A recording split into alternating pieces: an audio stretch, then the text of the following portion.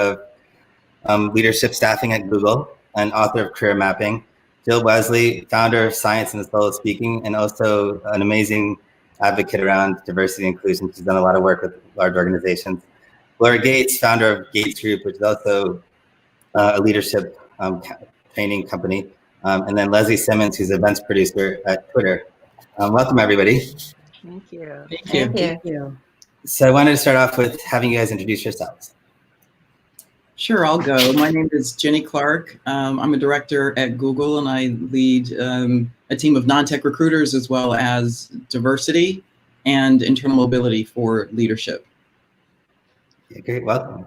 And I'm the author of Career Mapping, which I think you also noted. So thank you for that. Absolutely. And then also, what does an inclusive leader mean to you as well? So when we're doing the introductions. Yeah, an inclusive leader to me it's part of what it means to be a great leader. It means you know how to look at an individual on your team and adapt and adjust and understand and hear and listen and accept and appreciate all of who they are and what they're bringing into the equation. Okay, great. And Jill?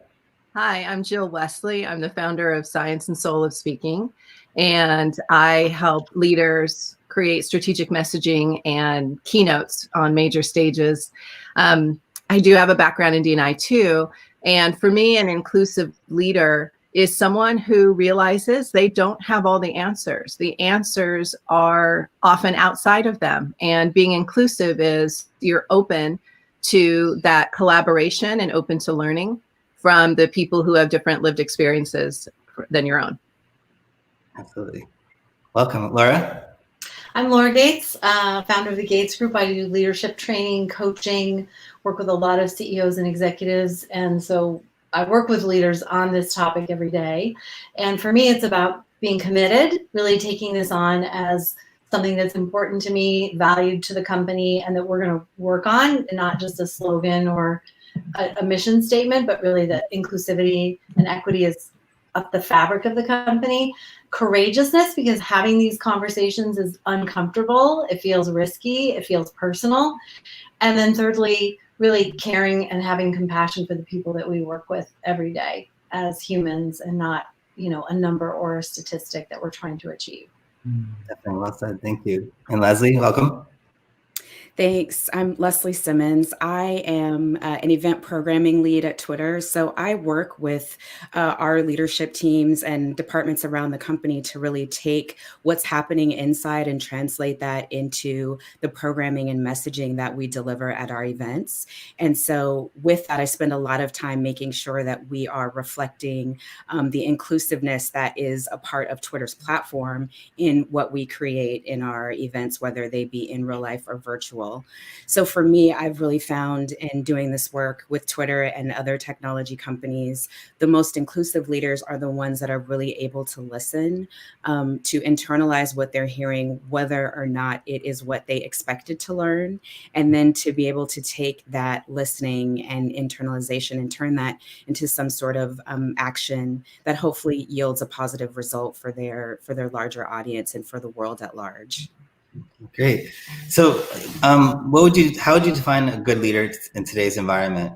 And in that new definition, how do you think people might get to that point?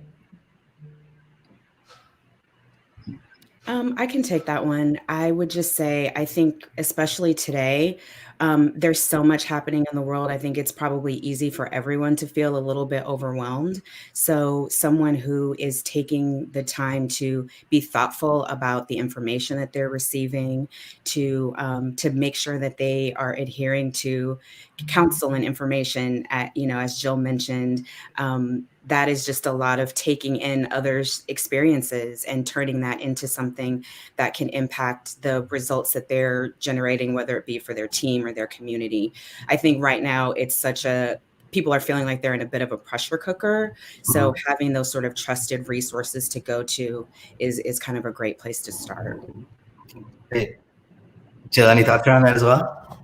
About what a good leader is? Yeah. I think in these times in particular, I've been reflecting quite a bit, and I'm in this space where I feel like a lot of the people we've lauded as these experts at leadership and people writing these books, they've never really focused on being inclusive and creating equity in organizations. And even the top leaders that always get listed in the kind of Hall of Fame, if you looked at their numbers for women and people of color, and whether there was mobility within their companies or what it was like for people to work there, it was this marker people weren't ever really looking at. So I'm looking at things with new eyes. And a good leader has to be someone who's advocating for getting the best talent, creating the best environment, and giving people opportunities once they're there. So, I mean, for me, that's the baseline of a good leader. It's someone who's really committed to creating that. Definitely. I would add, I think what we need now among leaders is, in addition to everything that's already been said, empathy. I think we're at a really critical time when people are struggling. Their mental health concerns, their physical concerns, and people are having to care for loved ones who might be sick. They're trying to care for their children and work. There are a lot of dynamics that people don't understand about working from home. And so I think leaders need to really tap in and form a connection and care about the individuals. And frankly, I think some of that empathy cuts across DEI, race, gender, all these other underrepresented groups. And that should be the foundation from which we begin to affect some of the changes that will directly impact a more inclusive and representative workforce. Absolutely. Laura, I know you have a lot around this. For me, it really is, it comes down to consciousness and being willing to take a hard look in the mirror and not give ourselves a pass anymore of like, great, I hired this great chief diversity officer who's got 2 PhDs from Harvard. She's going to handle it. It's like we can no longer act like we don't know. It's almost like this whole event over the last few months it's pulled some veil aside that we can't go back and act like we don't know anymore. And I know a lot of women, and I don't know why, mostly women I know in the diversity field in HR, there's hope, but there's also a sense of, well, we'll see what happens, right? And I think everyone really, I was in an online forum recently and someone said, well, now that things have died down around this, how are people feeling? I'm like, my gosh. First of all, I think this was someone from a different country on the forum, but it's like, I hope things are not dying down because we have so far to go. I think the other piece is what Leslie was saying around overwhelm. I think people get paralyzed and they feel like, well, how am I, one person, going to change racism? Who am I to make a difference? And as that Marianne Williamson quote says, who are you not to make a difference? And just taking small, simple steps sometimes. Yes, we can have these grand sweeping statements. We can really look at our talent and our hiring and our development and our coaching and mentoring. But who am I going out and talking to? It's more than just a town hall, 3 months ago. It's every day, am I taking a step to get to know someone I don't know? And if I don't have a lot of people of color or minorities in my organization, clicking on and watching a video like this every day, I'm watching videos, I'm listening to TED Talks, I'm taking classes, I'm reading books, I'm taking the ownership to educate myself and to learn and to really listen and hear voices that I might not typically hear, watching films. What are steps that I take to no longer say that I don't know or I don't understand or it doesn't make sense to me? How am I really acting daily towards a greater awareness of what's happening in the world? Absolutely. I always say for last year, we've been talking about curiosity and fear of the unknown. And I think leaders have to be more curious. And I think just from a way you manage people, traditionally we've had everyone line up to work the way we want them to work, but I think we have to learn how to meet them where they are and get the most out of them going forward. That's a little more complicated because it's a little more chaotic, but it's something that leaders really have to kind of work through, Well, it's something we've talked about a lot, which is assimilation versus getting to understand the different cultures and different environments and the systemic racism that people are coming from, that instead of expecting people to be like one norm, which, oh, by the way, that's one type of person that entire world is based on. How can we be willing to see other ways of operating? Yeah, Absolutely. And speaking of that, how would you, so there's this idea of inclusive feedback. What kind of advice would you give leaders around that? And sort of permission to be honest with each other without like reacting and saying that's going to have a negative impact and just making assumptions. Are you asking Laura? I mean, gosh, I probably delivered 10,000 hours of feedback plus, and what I see is that people are they're conflict averse. They're afraid to speak the truth. And for me, also learning how to give feedback effectively is really important. It's not a judgment call. It's specific, it's clear, it's actionable. And that's the other thing. I think leaders being willing to scrub their performance reviews to really say, is there any bias in here? Is there any systemic racism that I may not be aware of? I've recently had people go back and correct performance reviews because they realized there were some changes that needed to be made. So I think in terms of the giver, that's really important. Radical candor is so powerful because it's loving the other person enough to be honest with them. Yeah, absolutely. Ginny, you and I talked during Breaking the Bias podcast about how white leaders are afraid to give feedback to Black employees. Can you kind of go through that a little bit more? Yeah, it's been my experience that that's a common thread, and a lot of majority, shall we say, white in the tech world, Asian leaders are anxious about giving feedback to underrepresented groups for fear that they might be perceived as biased, particularly if it's negative feedback, right? Or sometimes even positive.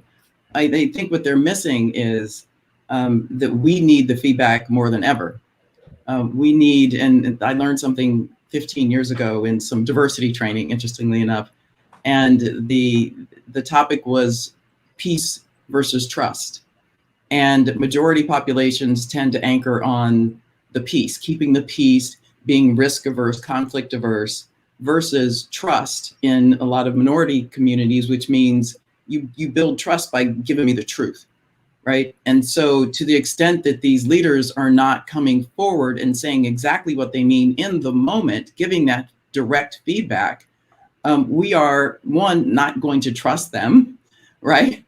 Because if I'm not getting it until performance evaluation time, which might be 6 months later, then you tell me I can't trust you. And worse yet, I'm disadvantaged by not having gotten that feedback that I could have been working on to rectify, to the extent that it was indeed valid and that there was a problem. So I think we need to really equip and give language to. I see in tech, frankly, a lot that you've got some engineers, I'm going to generalize here, don't hate, that might not have a lot of EQ and might not have that facility of language to give feedback. Take some classes so that you get good at it, because to me, that is absolutely essential to considering yourself a leader. Yeah, absolutely. And the other thing is, if you don't give me a feedback right away, I might not remember what happened then, and I won't receive it well, right? Yeah, but somehow the leader does when it comes to performance evaluation time, right? Totally. Jill, you've mentioned the scan that many Black people do, and I think part of it is us learning is getting perspectives. So can you talk through that a little bit? Oh, sure. Well, I think 2020 is the age of the general public statement that every company has scrambled to put out, saying, not every company, many companies have put out to say, we believe Black Lives Matter. We believe in all these very important things, which we appreciate. I do know it's a huge step for a lot of companies to step forward and publicly state where they stand and where their support lies. The challenge is every Black person I know is like me. And the minute we go to a website, we'll scan to see, okay, how many Black faces do you actually have there? You walk into a room, I'm in boardrooms on a regular basis. And it's like, I'm going to scan. Am I the first and only Black woman in this room? Yeah, usually. So while I appreciate the step that organizations take to publicly put out a message, I'm also very aware, and most of us are, we do the scan to see, not only do you only have one person of color, maybe they may not even be Black, one person of color in your group photo, but you move them right up to the front. Like, it's really obvious to us. So it's helping, it's making sure that companies are looking beyond a statement and really putting systems in place to hold themselves accountable so they can create that change. Yeah, no, absolutely. Are you doing Zoom scans as well? I do Zoom, of course. I'm scrolling, I'm hitting and going from page to page, and it's like, okay, it's just me today. So absolutely.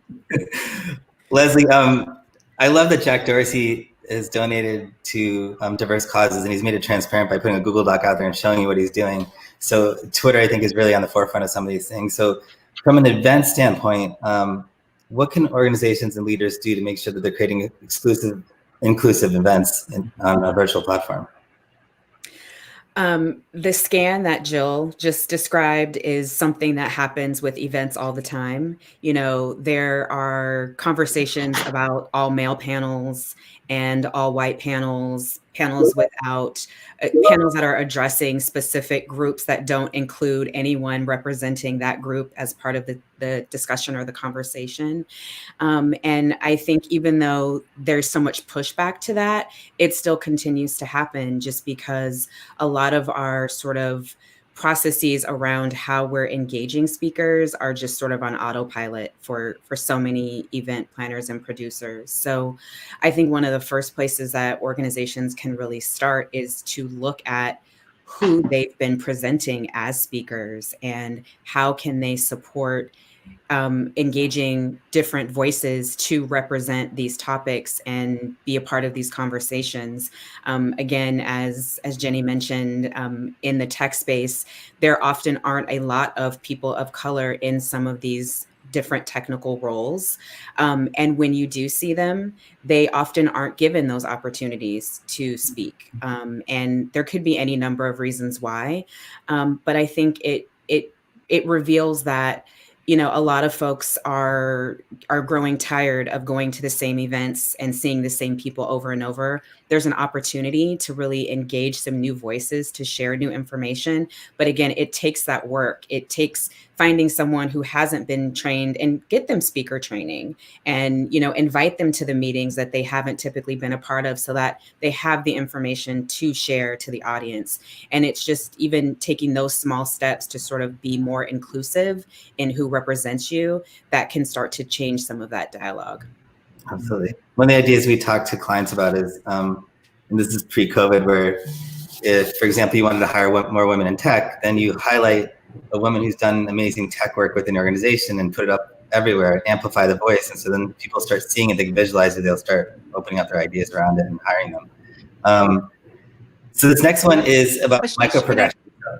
Yeah, go ahead. Absolutely. Can I make an extra point that, because I'm in the event space in a different way, from the producing that we see Leslie doing so wonderfully every day, is with my clients, because a lot of the leaders I work with are white men who have incredible opportunities and power in their space, is I ask all of them as leaders to come up with a list of women and people of color all ready to go. So when they get asked, number one, I have them ask, you know, how diverse is this event going to be? Can I see, are you putting diverse speakers on the stage or on Zoom? Number two, thank you for the invitation.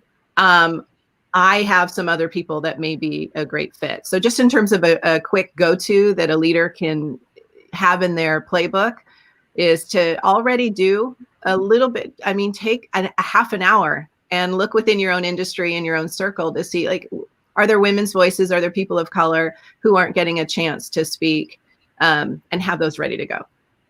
I love that. And the fact that you actually organize a list, and so that, because people always say, I don't know anybody, but when you think deeper and really take the time to step down and write some stuff down, you'll realize, oh, I actually know 10 people that can do this, that can amplify, you know? Yeah, it's a great idea. So you guys know the concept of microaggressions, right? Yes. I would love for you each to talk about a microaggression you've experienced, and then how would you turn that into a microprogression for leaders to realize that we have actionable things we can take on? I've got one. This happened to me many years ago when I was in a particular executive search firm. And there was a Latino gentleman recruiter who was more junior than I, and a Filipina researcher. The three of us were in what we called a war room, working on something that had nothing to do with diversity. And one of my white colleagues walked by. It was glass wall, so he could see in, and he stuck his head in and he said, hey, what is this, a conspiracy? And look, Jill's mouth fell open. That's what my mouth did. That much I remember. I don't remember what came out of my mouth in that moment. I think I'd let my eyes kind of do the talking because we were in a professional environment, so I couldn't just berate him. But the next week, I did tell our office manager, and I didn't initially tell him the name of the individual, but what had happened. And he said, well, tell me who it was. And so I did. And he said, you're going to love this. Oh. And I thought, oh, like, you know that this guy is probably racist.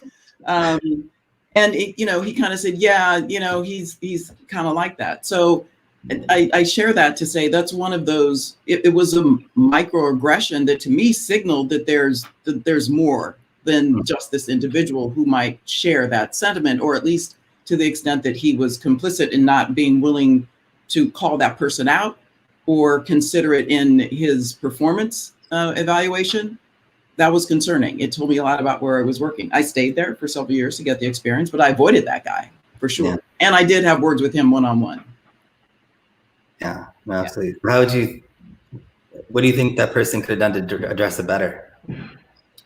Maybe even call the three of us together to have a conversation, to kind of put the guy on notice that he was out of line. He was speaking to me. It didn't matter what my leveling was. We were peers. Yeah. But moreover, just to put him on notice that senior leadership is watching you and cares about how you're interacting with. I was the only Black person in that entire office for the entirety of my tenure, by the way. So, I was present and I had to deal with several other little things that, are unfortunate. But yeah, I think he could have pulled us all together and kind of had a frank conversation that could have put that guy a little bit more on notice that there could be consequences to that behavior. Absolutely. Laura, you're next. Oh my gosh. I feel like it's like you're saying, like, where's the little sardine in the sea, when we talk about microaggressions. And I was thinking, like, for myself personally as a woman, I'm like, oh my gosh, there's probably so many that I can't even name right now. I just, a really quick example is yesterday, I was on Facebook, which I'm spending way too much time on during COVID, and several women who I noticed had posted things about Black Lives Matter and anti-racism, and one Black woman came on the thread and was expressing herself, and they were all white women. I'll just call it out. They were saying, why are you so angry? You shouldn't be so angry. And why are you using urban slang? I was like, oh my God. And so I just decided again, I don't know these people. I don't even know why they're in my Facebook feed, but I thought, okay, here's another chance for me to practice, to just speak my truth and point out the inconsistency of, like, the slogan you have on your page and the words you are using. There's a gap here. So I think, again, this goes back to this point of consciousness of just, like, how can you not even see that the language you're using, the things that you're saying, are not syncing up with the values that you espouse? Absolutely. That's a good point. Aligning truth to value, like to what you think you're doing and what you're actually living, is two different things. Leslie, do you have a microaggression, and how would you spin that into a microprogression as a lesson learned? I do, unfortunately, many to pull from. I'm thinking of one many years ago that was related to actually my hair, which is something that a lot of Black women have unfortunately dealt with. I had a manager who I worked in a role where I was sometimes giving interviews on camera for major news outlets, sometimes internationally. And I had a manager who I realized was assigning my assignments based on assigning my interviews based on my hairstyle. So if I had straight hair, I would sometimes speak to the larger outlets, but if my hair was in a natural style or it was up, I either wasn't given any interviews or I'd be given only the sort of diverse or minority news outlets. And I could kind of tell that that's what was happening. So, you know, I ended up just bringing it up, and you know, it was very interesting to see him sort of backpedal and sort of stumble over his words because what I assumed was correct. So of course, in that instance, it would have been great for him to assign me interviews based on my expertise as the spokesperson versus how he sort of deemed my hair.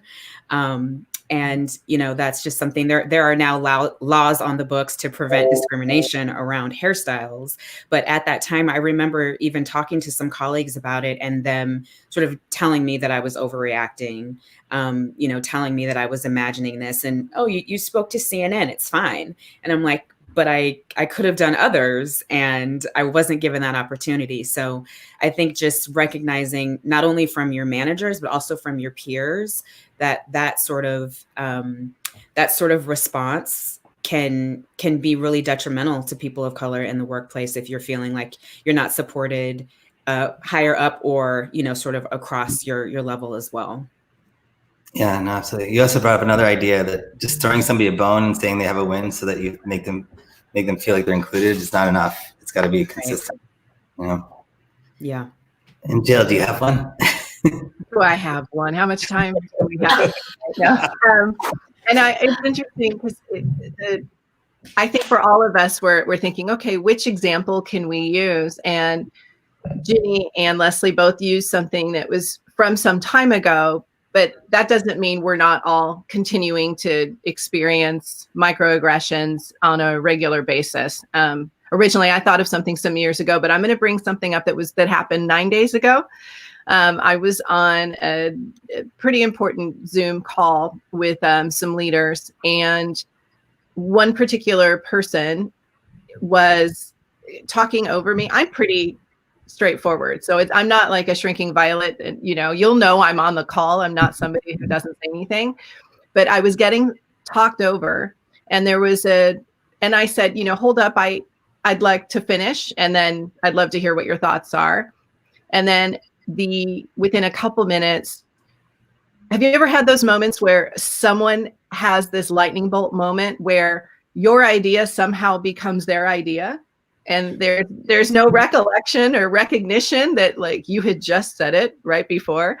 So this person brought up this idea that I had already said, and I had this moment of, I call it kind of like the internal pout, because I'm not shocked anymore. But I had this moment where I was just like, forget it. So I was physically there, but like my soul had left the meeting because I was irritated. But instead, I texted my contact and said, let's talk after this meeting, where normally I probably would have just let it go and just chalked it up to this guy being a real challenge. But I had, in terms of a micro progression, the conversation I had after that call with my contact, who was a man who had a lot, you know, influence, et cetera. The progression was so great because he was willing to hear what I had to say. Yeah. And while we were talking, I heard him when I brought forward, I said, "You notice it?" And he said, "Oh, not really." And then I walked him through, and he paused and he said, I get it. I understand. It's not okay. Let's see what we can do to work on it. And afterwards, I said, I thank you for at least acknowledging it. Because what's so challenging for us is when people don't believe what has happened, or it's just minimized. Like we're making a big deal out of nothing. But it's like having somebody step on your toe one time. Yeah, that hurts. But it's like if 27 people have stepped on your toe in a month, it does really affect you. So it's believing people and just hearing them out makes such a big difference. Absolutely. Jill, I think that's known as gaslighting. Yeah. Oh, yeah. Because I mean, it has that effect on where it's like, what do you mean? And you say, you go, am I crazy? Or was this just really messed up? So you can't. But I think that's that's real in the minority community. We are gaslighted every day. You talk about microaggressions. Oh no, there's nothing wrong. Somebody else said, you're imagining that. No, it's okay. Yeah. And meanwhile, you're thinking you're going nuts. This has been our life for centuries. Yeah. For centuries. I can't take credit for this line, but I saw somewhere something said, Black people are reliable sources. And I just thought, wow, that is so impactful, because it feels so often like we have to have additional validation for our experiences to be believed. And it would be great for us to be believed the first time. I think, so many of us are in spaces where we have a certain degree of tolerance for whatever these behaviors may be. I don't think many of us are thin-skinned to be in the places where we are. So if we are bringing something up, it is because it is an issue that needs to be addressed, and it should be acknowledged and addressed just by virtue of me raising it, and not I shouldn't need 4 or 5 people to validate and also have the same experience. That's not good for any of us to have to, pile on in order to be believed. And don't ask me about just the diversity stuff. Oh, by the way, please. Right. So I think another microaggression, though, is the opposite of that. Is when people say, and this rubs me. This rubs me the wrong way. I can't imagine how it rubs all of you when people say, "Oh, but she was so articulate," where it's like you get this positive praise, but that's also like the soul cringe of like, well, why would I not be articulate? Why would I not be smart? Why, So I see that flip side of it too. Mm-hmm. I have to, and I'll shut up. But George, one of the rare times I've quoted George Bush, he had a great speech writer, and he used the term "the soft bigotry of low expectations." And I always think of that, because what Laura's talking about, you didn't expect because I have 2 degrees that I wouldn't be articulate, or is it that you're not as articulate as I am? Which is it? Yeah, no, absolutely. So I think, Jill, one of the things you highlighted for me was that the idea that as a strong leader, especially with managing diverse talent, you should not idea nap. Should not, pardon? Idea nap, like stealing somebody's idea. Yeah, try not to. Yeah, exactly. Not too much. Question I actually am guilty of doing that I've been working on is I used to, in a conversation, cut people off because I wanted to get my point across. Right. And what that really sends a signal is that what you're saying to me is not important, right? Or that you're not valued. And so now I've made an action for my micro progression. I've turned it into an active measure where I wait for you to finish your conversation, digest what you're saying. Then I respond. Right. And that shows that you're important to me. And then I'm listening to what you have to say instead of me barfing my idea on you. Right. So those are great. Those are all great topics, guys, or ideas that you shared. In terms of when it comes to hiring diverse talent, why is assimilation not the answer? Jeannie, I'd like you to start with that one. Yeah, as an executive recruiter, I'm happy to. Assimilation in the way it can show up is, first of all, in the job description, the way that it's written. And one of the things that we do is ensure that at the leadership level and increasingly across all levels of Google, is make sure that there are specific competencies called out. And to me, that's the thing that levels the playing field. So it's less about, the pedigree, the companies that you've worked for, the schools you went to, your grades, those things, which are not the least bit correlated to one's success in a role. And it's more about how have you gotten work done? How have you demonstrated? And oh, by the way, kind of similar to what I think Laura was saying, we have all this awakening and this awareness around Black Lives Matter all of a sudden. Then it would follow, if you acknowledge that there has been this systemic racism, that some of these same individuals who are underrepresented that you might be considering have probably been underleveled, undervalued, undercompensated, right? And underestimated. And to the extent you don't understand that, then you are probably missing out on great talent. And so this notion of assimilation is just speaking to that white norm that was established when we weren't even considered. Mm-hmm. And so the whole white norm needs to be called into question. And I think the best way that you do that is to use a framework, a consistent framework that rests on competency assessment. Mm-hmm. No, I agree with you. The competency thing I think is really important, because that's actually fun enough, in our organization, we accidentally hired a lot of diverse candidates, and it's because we didn't look at anything but what they bring to the table, right?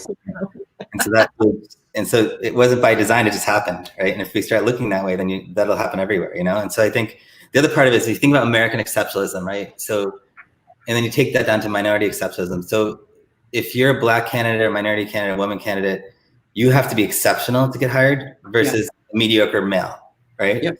And so we have to look at that as well. And Leslie kind of brought that up a little bit in the last discussion. Like, I have to be great to get the job, whereas if I'm an average male, I have a better shot than the average female, right? They have to be exceptional. In terms of allyship, you keep hearing this term. Tell me, guys, what do you feel about that, and how do we make it real instead of a term or the flavor of the month? I will just say, I think it's all about action. Thanks, Laura. I think it's all about action. It feels like right now a lot of people have been sort of blind for whatever reason to things that are happening to cultures outside of their own. And now their opportunity to sort of gain an understanding is through the guise of allyship.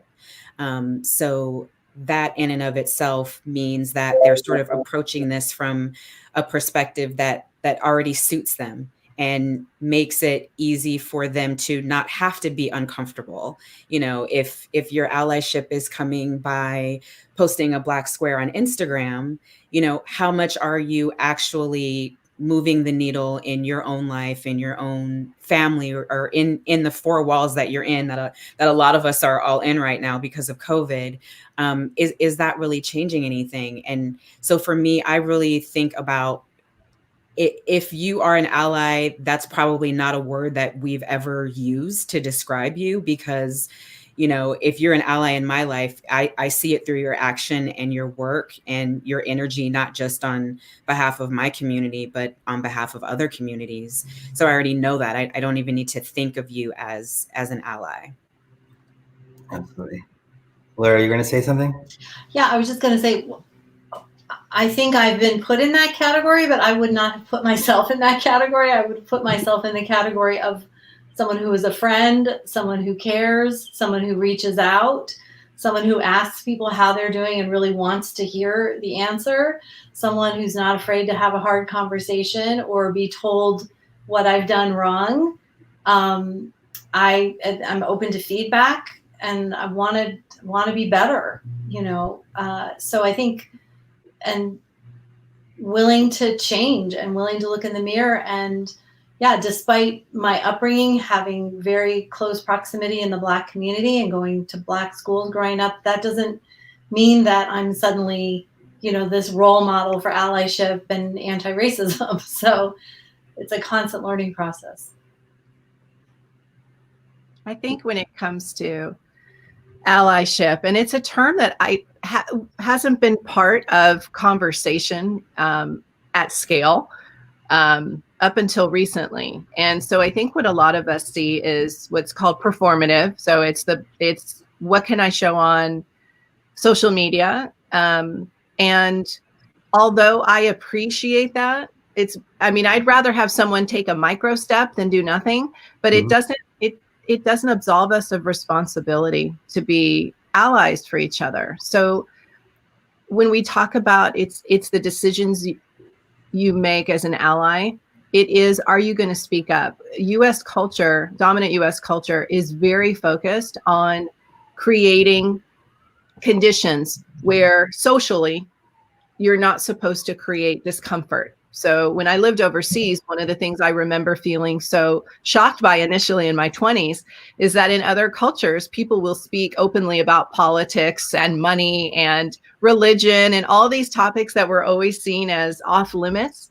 Mm-hmm. And so because we haven't really developed a muscle to have difficult conversations or have a debate or to ask someone to be accountable for what they've done or said and respond. Like, we culturally in the US, that muscle is not developed.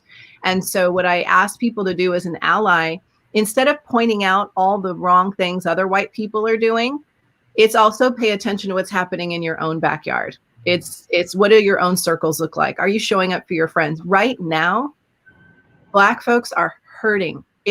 This year has been brutal, and a lot of us are getting hit from every side. You know, it's not just COVID, it's friends or family members who are struggling financially as a result of the economy. It's Black Lives Matter, and it's the police brutality. There's so much going on. So in a workplace, to be an ally is to really be mindful of, listen, people are not having the same experience during COVID. You may feel like you're cooped up and you're bored and you're getting on each other's nerves, and other Black employees or team members are dealing with trauma and crisis. So being mindful of that is really critical as an ally. Absolutely. These are great points. Jenny, what are your thoughts? Allyship, I don't know that I can add much more. I think, you know, my colleagues have pretty much said it all. I think people need to don't hide behind just, you know, oh, I'm going to go to this ERG meeting, or, you know, all these other little platitudes. It means a genuine seek to understand, ask important questions, check yourself, hold up a mirror. And as I think, as Jill was saying, and really do some deep introspection to check your own beliefs and biases. Absolutely. And then on the hiring front, it's one thing to bring in diverse talent, but then how do you retain them? How do you make sure that they're empowered and have a voice and they can actually contribute in a meaningful way? What are some ideas around that? I'm happy to kick it off, as you know, once again, as a recruiter. I mean, that's something that we care a lot about for all of the people that we hire, but especially for underrepresented folks, being aware of the fact that a lot of these organizations and a lot of the hiring managers aren't diligent. They're not as talent minded as they should be across the board. And now you add to it, we're still hiring. And so we're bringing people in that have never been to the office. They're operating solely working from home. It's been all remote since they got hired, and they need support. And as recruiters, we're bringing that to the attention of the hiring manager to say, how can we help you based on what we know? We got to know this individual pretty intimately during the recruitment process. How can we help you and be a bridge to make sure that we are onboarding them and supporting them in a way that is going to make the transition easier, especially in light of the work from home situation? And sometimes that means, you know, I insert myself as often as I can to just reach out and get to know some of the underrepresented senior leaders that we brought in, because there are relatively few of us. I think we represent, and this is publicly available information, about 1% of Google's entire population, Black folks, and then Latinx at the director level and above. And so we can rally and be supportive of these individuals and try to offer advice and support to the hiring manager and the rest of the organization that they've gone into. Yeah, no, definitely. Those are great points. Laura, do you have any ideas around that as well? Well, you know, as a coach, I'm often brought in to help people integrate into an organization as from different companies, different organizations, different parts of the world. And that first 90 days, of course, is crucial in terms of people onboarding and feeling successful and getting the resources that they need. I think not delegating coaching and mentoring to a coach or an HR person, but really as leaders taking on the commitment that this person might need a little extra hand-holding or a little bit more of your time. We're in a world now where one-on-ones with leaders are like 30 minutes every other week. And I feel that can be woefully insufficient amount of time to bring people up to speed in a completely different culture, especially in the tech world where things move so quickly. Just giving some extra time and attention, and also, again, paying attention to how that person is being integrated into the team and how are the team members interacting, to avoid the kind of things that Jill was talking about, where people talk over people, or there's there's not a sense of harnessing the collective genius in the room. How do I bring that person in and help them feel included, especially in this remote work from home environment? Absolutely. Jill, your business, and you're brilliant at this. You help people build their messaging and get their voice heard and do it on TEDx and different platforms. From a leadership perspective, how do we get organizations to become anti-racist and sort of elevate the messaging and the voice around that? Well, I have Okay, first is we keep saying something like look in the mirror. Yeah. Before I understand the interest to want to be an anti-racist organization, but we have to be realistic and know that it's a process. And it's not a have to do or a should do. It's like we get to be this way. It's an imperative, but it's reminding people that our organizations are better and stronger when we operate this way versus we're doing a favor for someone, et cetera. So I walk my clients through 5 steps when they're doing their messaging, whether it's internal or for external. And I can list them because it's basically a checklist once they've put together their content to make sure that they're hitting the most critical elements in order to be genuine and accountable for what they're putting out. So the first piece is truth. The second piece is empathy. The third piece is hope. The fourth piece is vision. And the fifth piece is accountability.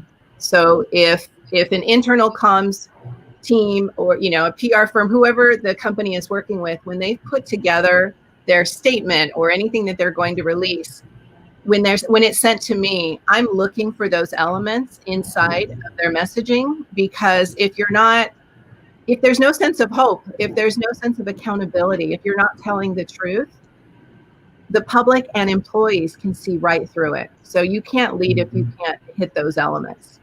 I love that. And I went through that process. It's super painful. You really have to dig deep, you have to really say, are you clear on what you're thinking, right? And you kind of have to get rid of the noise behind you. Yeah. Really focus. And so it's a great exercise to get there, I think. Thanks. What are some topics you guys want to discuss? I'd love to talk a little bit about internal mobility, because it's an area that I'm responsible for at the leadership level. I created the program when I joined 4 years ago, and it's based on the tenets in my book, frankly, that has to do with competency assessment. So trying to make sure that these internal Googlers, these leaders who are looking for other roles within the company, are assessing themselves first on competency and not just relying on relationships. So that's really the thesis of what we're offering the individual. At a higher level, though, I think it's important to call out that internal mobility is completely at odds with increasing representation in these organizations by its very nature. Because just moving the underrepresented individuals around is not, you're getting no net new people, maybe into a different organization, but not new to the company. So there needs to be a balance. And that's what I'm encouraging all of the leaders within Google to pay attention to. These hiring managers, vice presidents, directors who are hiring. It's fine that you might want to consider an internal person. Have a real clear competency-based rationale why you think they're actually qualified, not just because you told them that they would get that promotion, if it is a promotion, or that they would get that other assignment.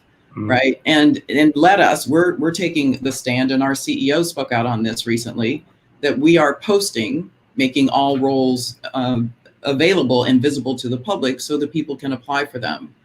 And we're considering external talent. That's increased the chances that we will indeed get more underrepresented individuals. So it's a balancing act. But again, my whole thing is, may the best man or woman win. But let's make sure that we are making the pipeline of both internal and external talent as diverse as possible, so that it's going to increase the chances of increasing diversity ultimately, or at least at worst, increasing the opportunities for underrepresented individuals who are already in the company. Very, very interesting. Jill, you have anything to add to that, or Leslie? Leslie, go ahead. I think thinking about that, it's so important when you're coming into an organization at any level to see that leadership represented. The scan, which has already been described, is really important, but it's also who's participating in your hiring panels, who are the people that you are just interacting with. If you're if you're on site interviewing, which I'm sure will probably resume at some point in the future, who are you seeing when you're walking into these buildings? Are you only seeing people of color in administrative or support roles, or are they also in spaces where they are clearly able to make leadership decisions and management decisions? So, to Jenny's point, it can be disheartening to even get the opportunity to interview at some of these companies, which is very difficult in and of itself. And then when you arrive, you only see other people of color in certain roles, or you're a woman and you're only being interviewed by men in certain technical positions. That says a lot about what your experience might be if you decide to pursue a position. And it sometimes makes people decide to go different ways entirely. And then we miss out on getting that talent in tech. And it sort of is a self-fulfilling prophecy about the issue of the pipeline, which I think we all know is not what it's been described. There is a lot of great talent. It just hasn't been invited in and welcomed in the ways that it would need to be, included and become a part of these organizations. Yeah, no, those are great points. On the event side, are you guys doing active measures to sort of target communities to make sure that they're included in the invitation? So being mindful of it? We do. It's really important that we are thinking about inclusion across the board. So not just in our speakers, but also in our attendees. Are we creating truly accessible events? So, if you come to a website to look up information, is it readable by a screen reader? Are you using alt text? Are you thinking about people who don't necessarily get information in the way that you do and making this accessible to them as well? So, that's something that I've thought about a lot prior to Twitter, and that we do at Twitter as well, because it's essential to continue to grow and expand your audience. If you want people to come to your events, you need to make it possible for them to be there. And that's not just, when we were meeting in hotels and convention centers, okay, well, this space is ADA compliant, we're good. When, are the elevators actually working this week? I've attended events with friends in wheelchairs where we checked it ahead of time and then got to the location and the elevators weren't working, so we couldn't get up to the ballroom. Like things like that, which I've seen firsthand, and that really sort of changed how I viewed events. And it's made me a lot more aware of the need for all types of inclusion to really have a better experience for the audience on the other side. Those are great points and things I haven't really thought about either. So it's interesting when you're planning events. Jill, what question would you like to throw out as a topic? I think one of the key reminders to folks is embodying inclusive leadership can be fabulous. Yes, there are growing pains. Yes, it can be challenging. Yes, you will make mistakes, but it's building that resilience, because it's worth it, number one. But number two, the census data is by 2027, people of color will be the majority for the demographic from 18 to 29. So it's not that 2060 number that we hear a lot. That's the overall population. But if we think about what our organizations look like now and what they're going to be looking like within, 6.5 years, we need to be ready. And it's just a missed opportunity to not bring in talent from all sources, all kinds of people, not to have teams. I mean, I just personally, if I'm walking into a room and I see people from all different backgrounds and, all different experience, it's exciting to me. And part of it has to probably do with my own family. It's familiar to me, but I just wish people would understand that it doesn't have to be a threat, and we can accomplish more and go farther and build a stronger fabric for this country when we're approaching things from a place of, this is something that enriches us versus we're giving up something to be more inclusive. I love that. That's a great thought. I've been talking to clients about the idea of, you think about energy, right, in the world and the universe continually expands. And so we don't have to say that there's a table where there's only 10 seats. We can just expand the amount of seats on the table and get everyone in the party, right? That sounds like Laura right there. What's that? You're sweet talking me now. You know, I feel like when we have these conversations, we miss the why. Mm. Why is it important to have inclusive environments? Why is it important to people feel safe in the workplace? Because the world needs us to unleash our potential and bring our soul's purpose into our work. And, you know, Jill just talked about my soul left my body. That happens. Some people don't even bring it in with them, right? Because it's too dangerous. Like, my soul's going to be tucked away with my little family. And then now I'm going out on the street and I have to put on this mask, and I have to put on this armor, and I have to be the way that you are all being so that I can succeed. And we're losing so much potential in that. I mean, we've seen enough studies that diversity is what makes teams more creative and innovative. That's what unlocks a team's potential. And I feel like sometimes that gets lost in the whole, how many numbers and how are we hiring and how are we recruiting, which is, the world has enough problems that we all need to solve, and we need all hands on deck. Absolutely. I agree with that. And I actually think one of the main things, that's one of the major impediments, is just a sense of fear, right? And I think somebody else said it before. It's fear of the unknown. Well, why am I so unfamiliar and so unknown when I've had to study you all of my life, all of my career experience? I've had to be part of your organization, right? The onus has always been on me all this time. So, and that's been additive to me, oh, by the way. So I'm actually probably better than you are at some of the stuff that you do, because I've developed this sort of 360 perspective of having to live in multiple worlds, not just a Black world. There are many dimensions to Blackness. There's no singular Black experience, right? So I just think that I think there's a lot of fear and anxiety around this, but it's coming from this place of this zero-sum game, this either or, this kill or be killed mentality. That has probably been purported by, you know, a capitalist regime, if you will. Now, not to get political, but I mean, I think we just have to all calm down. That we're all on this journey together, and if anything that COVID has taught us, it's to let's care about each other. We're human, and Black people, brown people, those of us who have heretofore been underrepresented, are really only seeking to be seen as human. It's really, really basic. And, you know, that weaves back into the discussion around white privilege, but let the fear go. There's nothing to be afraid of. We're not coming for you, right? Absolutely. Very well said. I love it. And I think that also begs the question of, how can we heal this?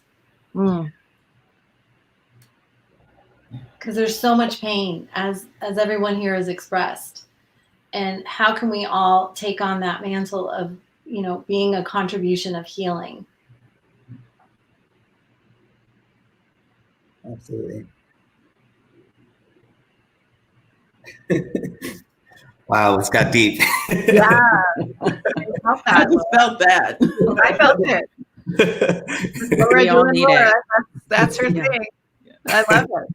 It's really true. It's, you know, the planet needs to be healed. The humanity piece, it has to be front and center. Yeah, I'm with you, Laura. On some level, do you think some of this racism and bias and not treating each other nicely is because we have to get over ourselves? Like, you being gay doesn't affect me, right? Me being Indian doesn't affect you. So like, let's just accept each other and stop seeing why it would affect me, right? Well, that fear does come from survival, right? Feeling threatened by the other. And that's why I was saying the healing is so essential, is that we don't see others as others. Yeah. It's that question, how big is your us? When you think of us, are you only picturing people that are, you know, lived where you lived, had similar experiences, or how big is your table? How big is your us? And so personally, mine's huge. I care about not just my child, but I care about yours too. And so I think if we remind ourselves, like, coming home to what really matters. It can help guide us when things get hard, when we make mistakes or when we don't meet numbers like we wanted to, or issues happen. The big why is what matters. And that's what Laura was bringing up. I love that. How big is your us? That's brilliant. All right, guys. Well, thank you so much for doing this. I think we're out of time at this point, but I love the way it ended, and it was an amazing conversation. So we're honored to have you here. Thank you for having us. Thank you. Thanks so for Really having us. appreciate it. Have a wonderful day. You Thank too. you. Take care. Bye-bye. Bye.